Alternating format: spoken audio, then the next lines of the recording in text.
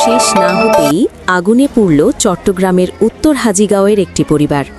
দুপুরে রান্নাঘরের চুলা থেকে হঠাৎ আগুন, মুহূর্তেই ছাই 3টি ঘর।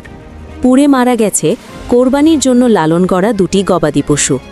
লোন নিয়ে গড়া স্বপ্নও শেষ। ইসলামী ব্যাংক ও মমতা ব্যাংকের টাকা সব পুড়ে ছাই। নিঃস্ব হয়ে পড়েছে শাহ আজিজ, নূর আজিজ ও নূর আমিনের পরিবার। এমন সময় মানবতার হাত বাড়িয়ে দেন ওমান প্রবাসী সিআইপি নেসার। তিনি শুধু সহায়তাই করেননি, সমাজের বিত্তবানদেরও আহ্বান জানিয়েছেন পাশে দাঁড়ানোর জন্য। আজকে উত্তর হাজীগাঁও নম্বর ওয়ার্ডের মুজাম্মেল সদাগরের বাড়ি নুরুজ্জামা। আসলে মর্মান্তিক ঘটনা, একসাথে 3টা ঘর জ্বলে গেছে। সবচেয়ে বড় কথা হচ্ছে আল্লাহর দরবারে শুকরিয়া করি, আলহামদুলিল্লাহ লোকজন কোনো ক্ষতি হয়নি, কিন্তু এরা যারা ক্ষতিগ্রস্ত হয়েছে এরা আসলে কিন্তু প্রকৃতভাবে খুব দরিদ্রিত একটা সমাজ, একটা ঘর, ফ্যামিলি। এদের 2টা গরু চলে গেছে, এটা আসলে খুব দুঃখের বিষয়। আমি আসার টাইমে অন্য কিছু ভেবে এখানে আসছিলাম, যখন ঘটনাস্থলে এসেছি কিন্তু আমি আমার আবেগটা ধরে রাখতে পারতেছি না।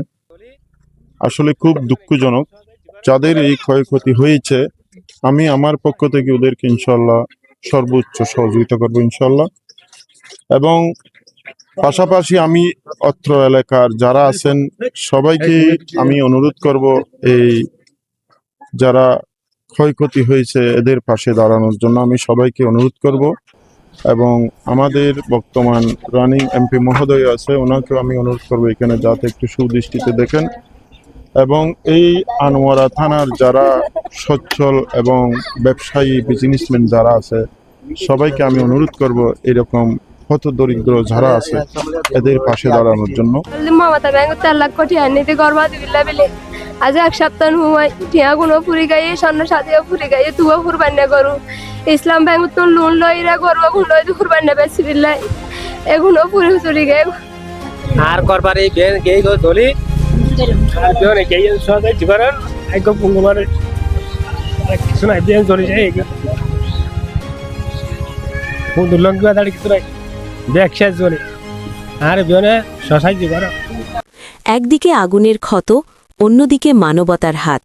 আপনি কি এগিয়ে আসবেন অসহায় পরিবারের পাশে দাঁড়াতে? 2টা পশু জ্বলে গেছে, কিন্তু এই যে 2টা পশু জ্বলে গেছেন ওনার ফ্যামিলিটা হচ্ছে খুব খুব একদম গরিব, একদম গরিব মানুষ, নিরহ মানুষ। জকাত ফিতরাকে দিন আইনে দিনে খায়, এইরকম মানুষের দিন মজুর মানুষের ক্ষতি হয়ে গেছে। ওদের তেমন কিছু নেই। রানিং এমপি যিনি আছেন আমাদের সরানুজন সাহেব, ওনার প্রতি অনুরোধ থাকবে যে রাস্তাটা আছে, এরকম রাস্তা যদি থাকে কোনোদিন এরকম কোনো দুর্ঘটনা হলে একটা অ্যাম্বুলেন্স আসার মতো কোনো সুযোগ নেই। আপনি এই রাস্তাটার প্রতি আপনার সুদৃষ্টি কামনা করছি। আপনি একটু সরজমিনে এসে দেখবেন এই রাস্তাটা যাতে সংস্কার করার জন্য। দেশ বিদেশের নিত্য নতুন খবরাখবর পেতে প্রবাসী নিউজের সাথে